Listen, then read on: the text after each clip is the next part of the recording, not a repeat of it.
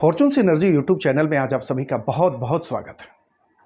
इस वर्ष का दूसरा और अंतिम चंद्र ग्रहण 28 अक्टूबर की रात्रि और 29 अक्टूबर के सुबह दिन शनिवार को होने जा रहा है।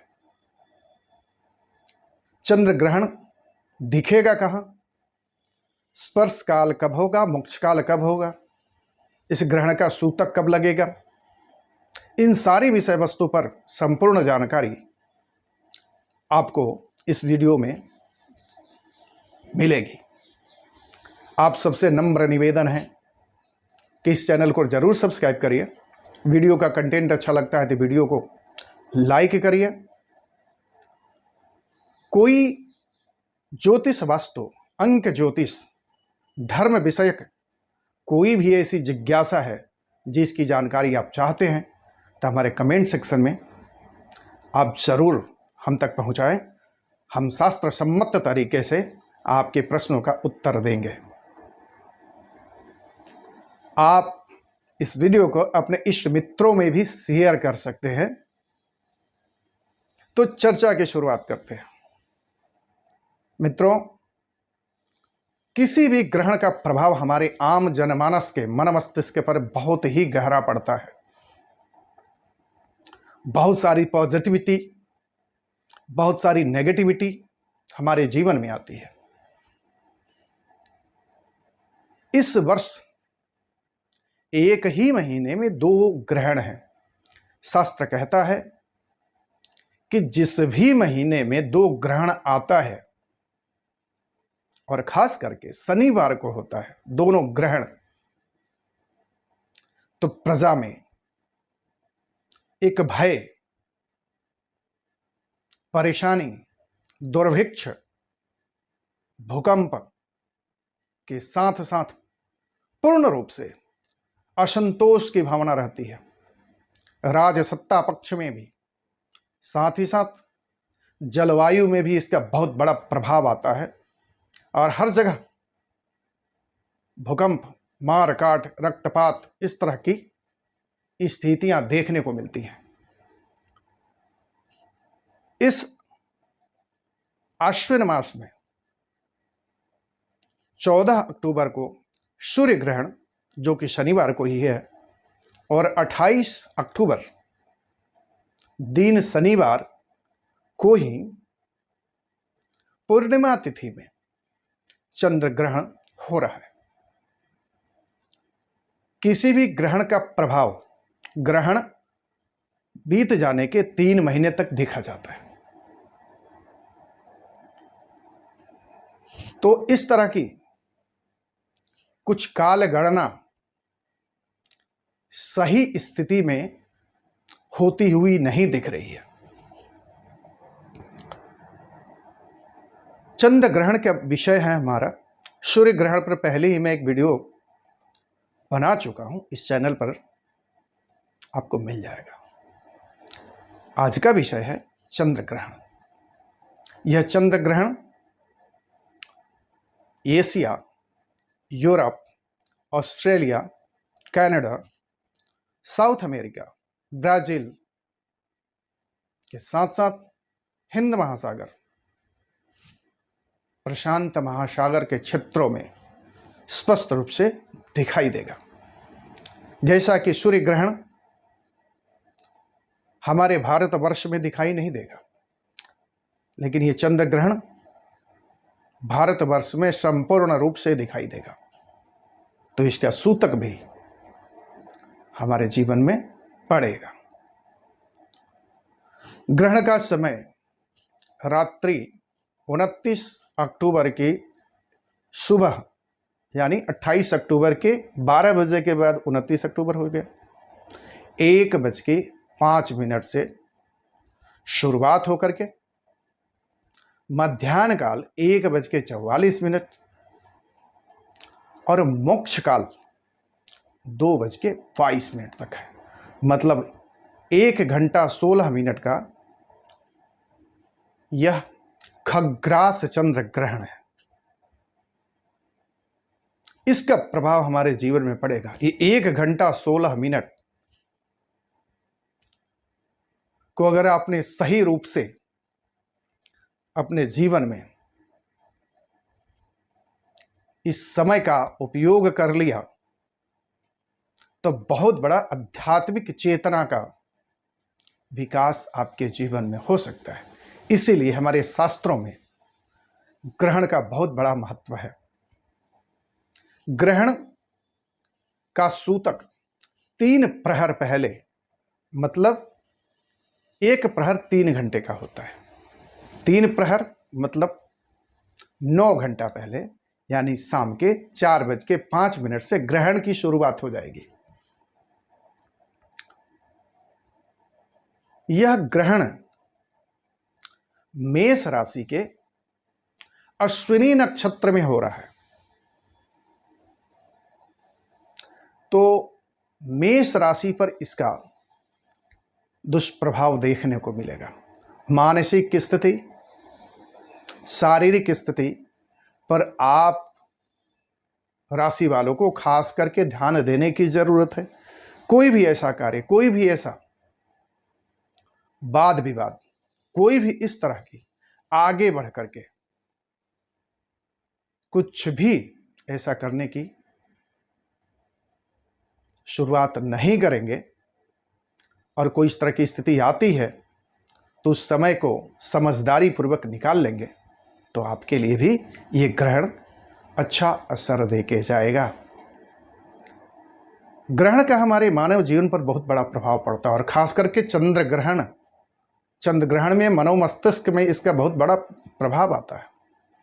नेगेटिविटी पूरी फैल जाती है। सूर्य, चंद्र और पृथ्वी जब एक रेखा में आ जाते हैं और बीच में चंद्रमा का पूर्ण प्रकाश जब हमारे पृथ्वी पर नहीं आता है,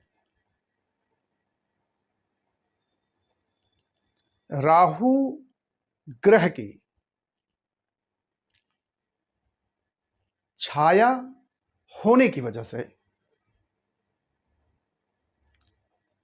चंद्रमा का पूर्ण प्रभाव हमारे पृथ्वी पर नहीं आता है, और कुछ समय के लिए ही ये होता है। कारण कि जितने भी ग्रह हैं सूर्य की परिक्रमा कर रहे हैं। जब एक रेखा में ये सब ग्रह हो जाते हैं और बीच में छाया आ जाता है, छाया ग्रह मतलब राहु, तो चंद्र ग्रहण होता है। तो ऐसी परिस्थिति में अध्यात्म कहता है, शास्त्र कहता है कि जब भी ग्रहण हो तो हम सभी अपने व्यवहार को, अपने दिनचर्या पर खास ध्यान दें, नहीं तो बहुत सारी ऐसी स्थिति हो जाती है। कारण कि ग्रहण का प्रभाव तो हमारे जीवन पर पड़ता ही पड़ता है। ग्रहण काल एक ऐसा समय है कि अगर सही से प्रयोग कर लिया जाए, इसका सदुपयोग कर लिया जाए, तो हमारी आध्यात्मिक चेतना की एक नई शुरुआत हो जाती है। ग्रहण काल का इतना महत्व है कि कोई मंत्र सिद्धि के लिए, ज्योतिषीय उपाय के लिए, किसी भी तरह की गुरु प्रदत्त मंत्र जाप के लिए इसमें इतनी एनर्जी होती है कि 10,000 मेगाहर्ट्ज तक इसकी एनर्जी लेवल पाई जाती है। इसीलिए ग्रहण का खास महत्व है। सूतक काल इसलिए बनाया गया है कि ग्रहण का दुष्प्रभाव हमारे जीवन में नहीं पड़े। तो सूतक काल में गृहिणियों को, खास करके प्रेग्नेंट लेडीज को खास करके ध्यान रखना चाहिए। सूतक में ये काल में ये कहा गया है कि हमें अपने दैनिक दिनचर्या पर खास ध्यान रखना चाहिए। यह काल आत्म जागरण के लिए है, शक्ति संचयन के लिए है। नेगेटिविटी चारों तरफ होती है, तो इस समय वैसे कार्य जो दिन के उजाले में नहीं किए जा सकते हैं, उन कार्य को कभी नहीं करना चाहिए। और ज़्यादा से ज़्यादा समय इष्ट कृपा के लिए मंत्र जाप, शास्त्र वाचन और ज्योतिषी उपाय वगैरह किया जाता है, जिसमें इतना पावर आ जाता है। बहुत सारे ऐसे ब्राह्मण, तांत्रिक, शास्त्रज्ञ इस समय मंत्र का पुनर्जागरण करते हैं, जागृति लाते हैं, मंत्र सिद्धि करते हैं। तो इस ग्रहण काल में आप कर सकते हैं।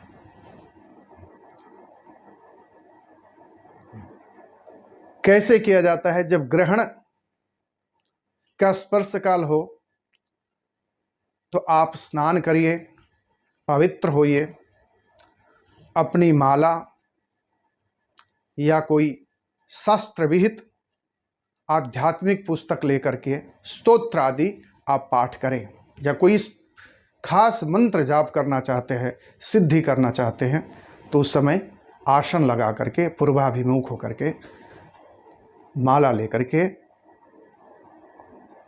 आप शुरुआत करें। मोक्ष काल के पहले सारे चीज को पूर्ण करें और उसके बाद पुनः स्नान करें, दान आदि करें। ग्रहण काल के बाद स्नान जरूर करना चाहिए, दान जरूर करना चाहिए, कारण कि वो समय जो होता है सूतक काल का, उधर से पवित्रता मिलती है। आदमी मन वचन कर्म से, तन से पवित्र हो जाता है। अब बात करते हैं 12 राशियों पर इस ग्रहण का क्या प्रभाव आएगा। मेष राशि, मेष राशि के लिए यह ग्रहण मानसिक परेशानी, चिंता, साथ साथ शारीरिक कष्ट को दर्शा रहा है। तो आपको इन सब चीज़ों को खास ध्यान रखना चाहिए और कोई भी ऐसा कार्य नहीं करना चाहिए जिससे कि मानसिक अवस्था या शांति बिगड़े। वृष राशि वाले जो भी जातक हैं, आने वाले समय में अपने परिवार कुटुंब के लिए मन वचन कर्म से जुड़े, उनका सहयोग करें, मन से उनके साथ जुड़े, कारण कि बहुत सारी ऐसी परिस्थितियां बन जाएंगी कि आप भी किसी कार्य में शरीक नहीं होंगे, कोई ऐसा कार्य आपके द्वारा होगा या नहीं भी होगा तो दोषारोपण आप पर आ सकता है, पैसे का गबन हो सकता है, पैसा कहाँ खर्च करना चाहिए कहीं और हो जाएगा। तो मित ज़्यादा खर्च नहीं हो, जरूरत पर खर्च हो, इस बात पर ध्यान दें, कारण कि परिवार से असंतुष्टि और धन का विवाद आपके जीवन में आने वाले समय में आएगा। तो इन दोनों पक्षों से आप थोड़ा सा बच के रहें। कन्या राशि वालों के लिए ये ग्रहण सर्वोत्तम है।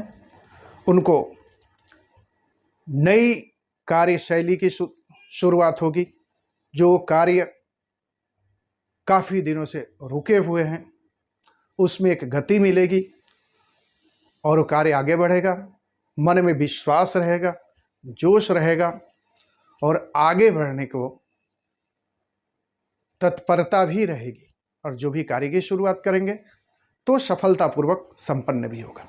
कर्क राशि वालों को खास करके ध्यान रखना चाहिए कि घर परिवार में इस तरह की कोई माहौल आपकी वजह से नहीं बिगड़ जाए, तो कोई भी इस तरह का कार्य नहीं करें और सबके विचारों का मान सम्मान दें और सहज रूप से आने वाला समय बिताने की कोशिश करें, खासकर परिवार में। सिंह राशि वालों के लिए खासकर ध्यान ये रखना है कि कोई भी ऐसी योजना नहीं बनानी है जो आपके लिमिट से बाहर हो। कोई भी इस तरह का कार्य नहीं करना है जो लगता है आपको कि ये नहीं हो पाएगा, लेकिन आप भावावेश में आकर के आप कहते हैं कि हो जाएगा। इस तरह का कार्य करने से बचें, नहीं तो आगे जाके बदनामी हो सकती है, वो कार्य पूरा भी नहीं होगा और आपको बेवजह समय, पैसा, साथ साथ आपके नाम खराबी की भी स्थिति बनेगी। कन्या राशि की बात करें तो कन्या राशि वालों को खास करके ध्यान ये रखना चाहिए कि पारिवारिक स्थिति नहीं बिगड़े। अगर वैवाहिक विवाह हो रखा है, आप अपने व्यापार में हैं, तो खास करके ध्यान रखें कि कहीं भी शत्रुता वाली स्थिति नहीं आ जाए, वाद विवाद वाली स्थिति नहीं आ जाए, बेवजह पैसे को लेन देन में कहीं स्थिति खराब नहीं हो जाए। साथ ही साथ कर्ज लेने और देने से जरूर बचें। तुला राशि वालों के लिए समय बहुत अच्छा नहीं है। खास करके कोई भी कार्य की शुरुआत आप करने जा रहे हैं, कारण कि प्लानिंग आपकी चल रही है, बहुत सारी आपकी लिस्ट बने हुए हैं कि ये भी करना, वो भी करना, वो भी करना, उसमें से एक दो कार्य होने की संभावना आपको दिखेगी। लेकिन खासकर ध्यान रखें, ग्रहण के 10 दिन के अंदर उस कार्य की शुरुआत बिल्कुल ही नहीं करें और 10 दिन तक किसी भी वाद विवाद से आप दूर रहें। वृश्चिक राशि की बात करें तो कोई भी अनजान लोगों पर भरोसा नहीं करें, अनजान जगह जाने से बचें, कारण कि वहाँ कुछ न कुछ ऐसी परिस्थितियाँ आ जाएगी कि आपका नाम खराब हो सकता है, बेवजह मन में चिंताएं बढ़ेगी, आप पर बेवजह दोषारोपण हो सकता है, कोई कार्य आपने नहीं किया लेकिन उसके लिए भी आपको जिम्मेदार ठहरा दिया जाएगा और ऐसे संबंध खराब हो जाएंगे और आने वाला समय बहुत सारी परिस्थितियां ऐसी बन जाएंगी कि आपके मन का सुकून खत्म हो जाएगा। तो इन सब चीज़ों से बचें। धनु राशि वालों के लिए न्यूट्रल रहेगा, तो कोई भी ऐसा कार्य नहीं करें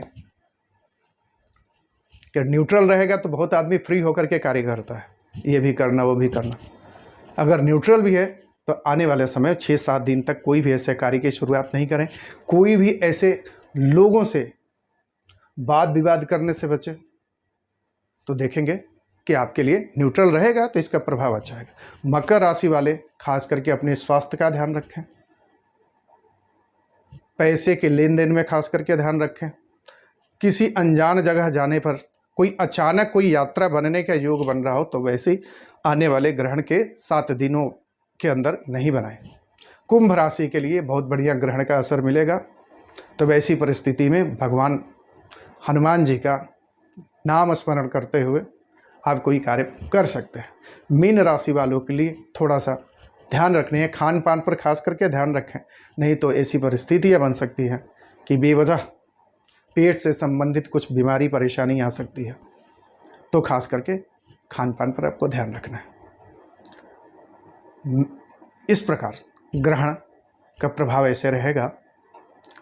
तो आज का ये वीडियो यहीं समाप्त कर रहा हूँ। आने वाले टॉपिक पर, किसी दूसरे टॉपिक पर पुनः आपके सामने प्रस्तुत होता हूँ एक नया वीडियो लेकर के। तब तक के लिए नमस्कार।